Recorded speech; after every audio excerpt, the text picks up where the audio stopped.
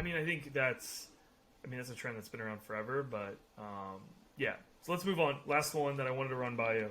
So another very popular trend, 2021 trend. That's again, I think a result of the previous year is adding quiet zones. So with activity buzzing throughout the home because people are home more, a quiet area to unwind after a long day or simply unplug from devices and screens is a very sought after feature. So basically, I think of it a screenless room. Our kids are, on devices because, parents are multitasking. And I think this adding an idea of quiet zones is not just a website or a web design trend. It's also just like a technology and like that's the way where companies are moving, right? Where this idea of digital wellness and caring about screen time and making, so you're not just in these endless swipes of TikTok and Instagram, but you're actually having thoughtful experiences and you're allocating your time between apps and in web time and all that kind of stuff. So this one for me is like very clear. Like adding quiet zones in a house sounds amazing. Like sometimes a lot of people are watching TV to decompress, but sometimes we have a back patio that I just love sitting out on. It's like outside.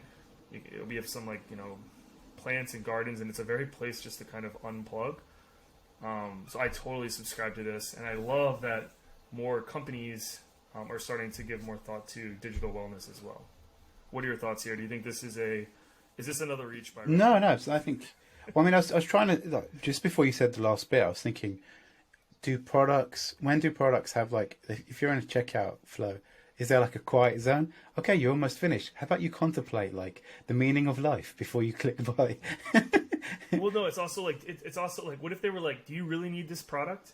Do you really need this? Instagram ad that you clicked on and you're buying spontaneously.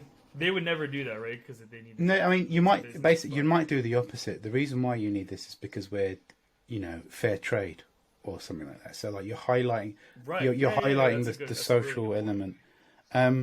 But digital wellness, I think operating systems are doing this more than anyone else, where they'll tell you how long you've been using an app this week or. I think Android and iOS are doing a great job of that. Changing the screen color, so that because I think the blue color keeps you awake and disrupts your sleep. So they take out the blue screens at night. It kind of turns off. I have that on, so at 9 p.m. it'll shut down the color, and it actually makes it less appealing to actually look at the screen because it's almost dim. Yeah. So it's easier on the eyes, and it's there's a lot of benefits to that, but. I think that's great. We never had that before, so any progress in this world, in that direction, I think is a good thing. And I also love the idea too that you brought up of companies and websites are separating themselves for this idea of social good. This is free trade, organic, all these other Well, if you're buying something, would you like to donate 10% to 10p or to whatever 10 cents to planting trees or something because of the packaging that you're using or the fact that you're recyclable things, or would you here's an environmentally friendly alternative to what you're about to purchase. I mean those things again, it's being cognizant of the waste